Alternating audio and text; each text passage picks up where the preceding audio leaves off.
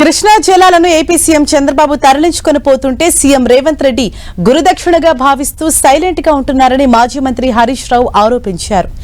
ఏడాది పాలనలో సీఎం రేవంత్ రెడ్డి రైతులకు అన్యాయం చేశారని అన్నారు. రాష్ట్రంలో కమిషన్ల పాలన కొనసాగుతోందని ఆరోపించారు. రేవంత్ మాటలు కోటలు దాటుతున్నాయని, చేతలు మాత్రం గడప కూడా దాటడం లేదని విమర్శించారు. నీ పాలన ఎట్లా ఉందంటే 20% కమిషన్. మొన్న ఎక్కడో రేవంత్ రెడ్డి నాదంతా 2020 మ్యాచ్ అన్నాడు. అవును, నీది 2020 మ్యాచే. నీదేముంది? నీ 2020లో ఫైనాన్స్ డిపార్ట్మెంట్ లో బిల్లులు ఇవ్వాలంటే 20% కమిషన్, రెవెన్యూ డిపార్ట్మెంట్ లో భూములకు క్లియరెన్స్ ఇవ్వాలంటే 20% కమిషన్, మున్సిపల్ అడ్మినిస్ట్రేషన్ డిపార్ట్మెంట్ లో అపార్ట్మెంట్లకో గేటెడ్ కమ్యూనిటీలకో పర్మిషన్ కావాలంటే 20% కమిషన్. ఇదంతా 2020 రేవంత్ రెడ్డి. ఎవరు కాదంటారు? ప్రతి చుక్కను ఒడిసి పట్టింది కేసీఆర్ అయితే ఇడిసిపెట్టింది రేవంత్ రెడ్డి. గందుకే తిప్పలైతుంది. అంటే నీకు పరిపాలనా దక్షత లేదు, లేకిడితనం తప్ప, పిచ్చి మాటలు తప్ప పాలించే దక్షత రేవంత్ రెడ్డికి లేకపోవడం వల్ల ఇవాళ రాష్ట్రానికి ఒక గ్రహణం లాగా పట్టింది ఈ రేవంత్ రెడ్డి.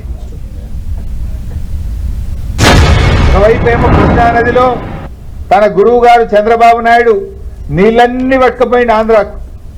ఆడ కూడా కిక్కుమనలే.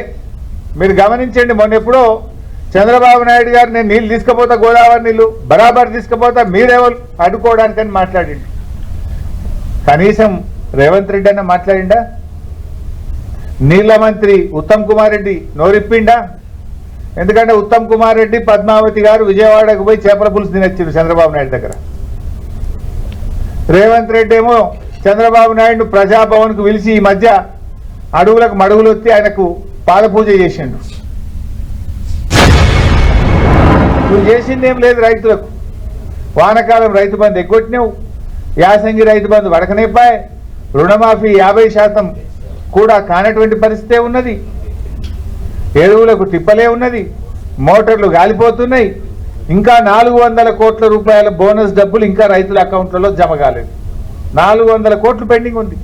యాసంగి పంట కోతకొచ్చినా వానకాలం బోనస్ డబ్బులు ఇంకా పడలేదు. నీ మాటలు కోటలు దాటుతున్నాయి తప్ప చేతలు గడప దాటలేవు.